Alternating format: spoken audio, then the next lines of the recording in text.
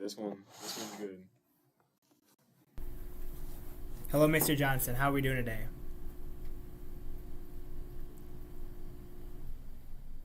Well, I'm drowning in a sea of budget proposals and resource allocations, but I suppose that's business as usual. What can I do for you today? I am Bam from LS4 Engineering.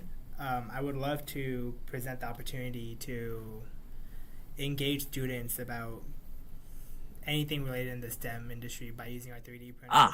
Another sales pitch. Let me stop you right there, Bam. We are a university with finite resources and countless priorities. Why should I care about 3D printing when I have to ensure we are adequately funding sports equipment, campus activities, and academic resources? What value does your service add that justifies diverting precious funds from these crucial areas? It is shown that diverting more funds into engineering gives the university better opportunities in the future for grants and other ideas and other opportunities like that.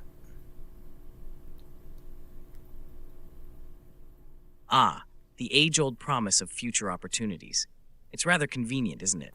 So you're suggesting that 3D printing is some sort of panacea that will magically attract grants and elevate our engineering department to new heights. Pray, do explain the mechanics of this supposed transformation. How does a 3D printer, a piece of hardware, mind you, transmute itself into a stream of endless opportunities and funding?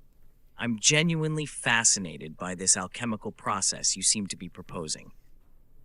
Well, thank you for being fascinated. I love 3D printers, not only because it's revolutionary hardware. Hardware is actually relatively simple. You just have your straight up XYZ coordinates, and hardware wise, we're looking at not a whole lot of innovation.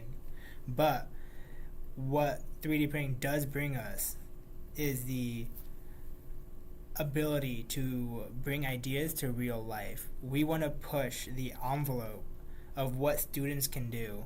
And with 3D printing, we know 3D printing can bring more ideas to the real world.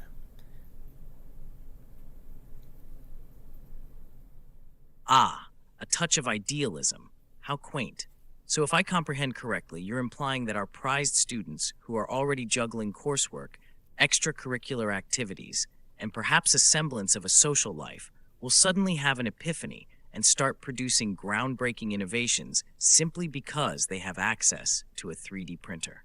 How will this magical piece of machinery fit into our academic curriculum without detracting from other essential resources? And more importantly, where is the concrete evidence that our investment will yield these supposed benefits and not just gather dust in a corner of the engineering lab? Please, enlighten me on how this aligns with our strategic goals and provides a clear, measurable return on investment. Well, at Georgia University, y'all's engineering program has related classes such as automated manufacturing systems, quality control, graphics design. Yes, other quality classes control. Like that. You've undoubtedly read our brochure. I must say, I am Graphic still design, grappling you with say? the practicality Well, it's of charming to redirecting believe that limited 3D funds to this printers could fascination become of the yours. linchpin. How do you envision our graphic design students, who are primarily focused on digital and visual arts, benefiting from hardware rooted in mechanical precision? Moreover, I need to understand the full scope of your proposal, the costs, maintenance, training, and integration processes. Paint me a detailed picture here. What kind of logistical support will you provide? And how will this not only fit into, but also enhance our existing curriculum without demanding a disproportionate reinvestment of our already constrained budget?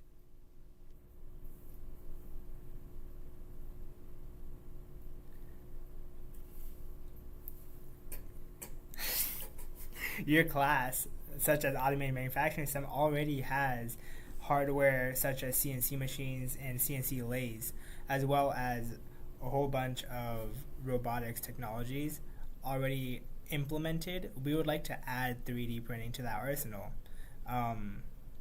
We know that the CNC mill and the CNC lathe already get a ton of use. So taking away stress from those machines and leaning into 3D printing, as that is like the future, it would be beneficial to not only to the students, but also it would put less burden on the heavier machinery that we need for these classes that we provide for mechanical engineering students. Dispersing the burden, are we? Fascinating. Alleviating wear and tear on our CNC mills and lathes by introducing 3D printing does have a certain appeal, I'll grant you that. However, your argument remains mired in hypotheticals. You've yet to address the financial intricacies. What is the initial investment required for these 3D printers? What about ongoing maintenance costs? Will your company provide comprehensive training to our faculty to ensure effective integration? Or is that yet another hidden cost we are expected to absorb? And finally, what metrics can you provide that demonstrate a measurable improvement in student engagement and academic outcomes directly attributable to the inclusion of 3D printers? Don't just tell me it's the future, Bam. Quantify that future for me. Give me numbers, projections, a clear cost-benefit analysis.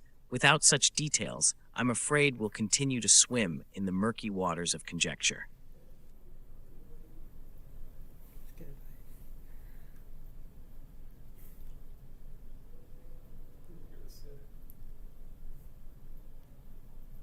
We do have data that shows what we believe in, but we would love to circle back around to that and provide you a most suited situation. A classic. But I want to hear from you. What does Georgia University need? How many mechanical engineering students do we have? How much use does the lathe, the CNC mill, and the robotics section get used? Oh, so now you wish to enlist me as your research assistant? Charming attempt, but I assure you I am well versed in our institutional metrics. For your enlightenment, our mechanical engineering department typically engages over 500 students, with our CNC mills, lathes, and robotics systems operating at near full capacity throughout the academic year. The constraints on these machines are indeed a persistent bottleneck. However, this makes your task quite clear. Convince me that the integration of 3D printers will not only alleviate this strain, but also justify the investment by demonstrating unequivocal benefits in educational outcomes and operational efficiency. And you'd better come equipped with a precise and detailed proposal.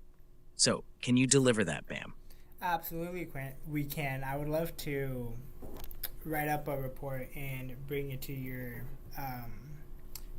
eyes as soon as you're ready for that conversation.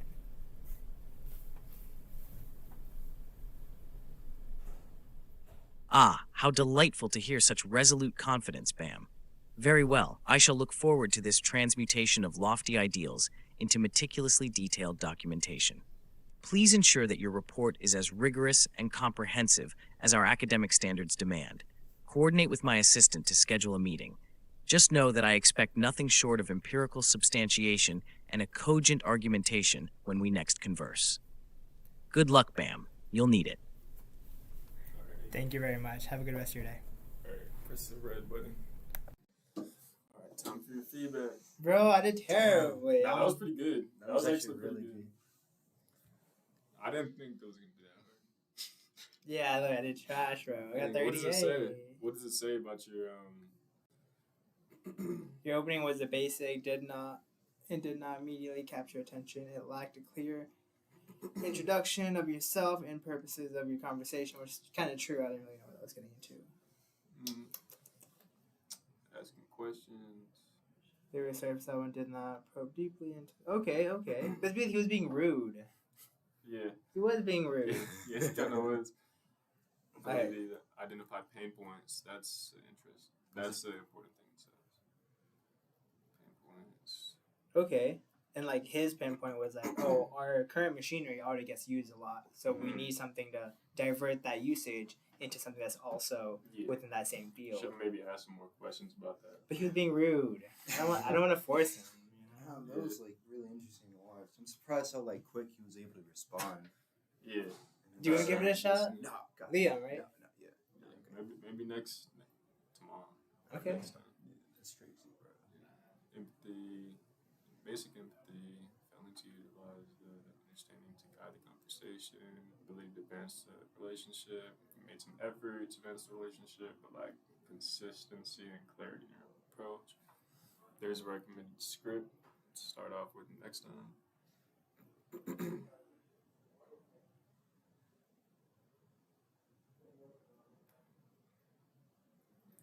That's really good. Yeah, and then when you press continue, so that's your overall average right now. And this is my account, so this is the amount of module sessions I had. You get your progress report. It will show you how you've improved everything over time. Damn, so I did better than what you did. Yeah, it looks like. Damn. Yeah, well, those were just some tests. Like I just I immediately like called him and hung up. But I think you did pretty good at improvisation. You just need to like maybe like probe a little bit more when you ask them questions. Like I wish I had more details. Like, I wish I did more background research. You know, type of deal. But no, you're. So, what do you recommend? Yeah, like you gotta ask them questions to figure out like what type of issues they're dealing with right now, and then like capitalize on that. Like keep on asking them more questions about that, so they can really feel it. Okay. So yeah, I feel like I may have gotten a little defensive